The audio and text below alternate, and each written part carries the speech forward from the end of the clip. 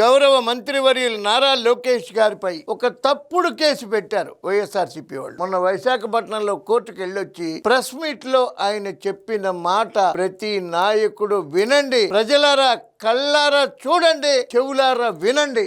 ఆయన మాటల్లో water bottle గానీ చివరికి కాఫీ కూడా ఎయిర్పోర్ట్ లో లాంజ్ లో 5 నిమిషాలు నాయకులు మాట్లాడాలంటే లాంజ్ లో కాఫీ పౌడర్ వాటర్ చివరికి మగ్గు కూడా నాదే. ఎందుకంటే నాకు ఇది మా తల్లి నాకు నేర్పించిన సంస్కృతి. మనం ప్రజాస్వామ్యంలో ఉన్నాం, ప్రజల పవిత్రమైన బాధ్యత మనకి పెట్టారు. వాళ్ళు ఏ నమ్మకంతో అయితే మనకి గెలిపించారో ఆ నమ్మకం నిలబెట్టుకోవాల్సిన బాధ్యత మనందరిపైన ఉంటుంది. నా తల్లి నాకు నేర్పిన సంస్కారం అన్న ఒక్క నాయకుడిని భారతదేశంలో చూపించండి. తల్లిని అమితంగా ప్రేమించేవాడు దేశాన్ని ప్రేమిస్తాడు, ప్రజల్ని ప్రేమిస్తాడు. ఇది నిజం, ఇదే నిజం. ఇవాళ నారా లోకేష్ గారి ప్రవర్తనలో తండ్రి తిన్న కంచం తీయడం దగ్గర నుంచి, తండ్రి పాదాలకి నమస్కరించడం దగ్గర నుంచి, గౌరవ చాగంటి కోటేశ్వరరావు గారి పాదాలకి నమస్కరించడం దగ్గర నుంచి ఆయన సంస్కారం, మహోన్నత సంస్కారం ఈ చిన్న వయసులో దొరికినందుకు మనందరం కూడా లోకేష్ గారిని అభినందించాలి. భావి తరానికి ఒక మంచి నాయకుడు మనకు దొరికినందుకు, అటువంటి నాయకుడిని తయారు చేసినందుకు గౌరవ చంద్రబాబు నాయుడు గారికి,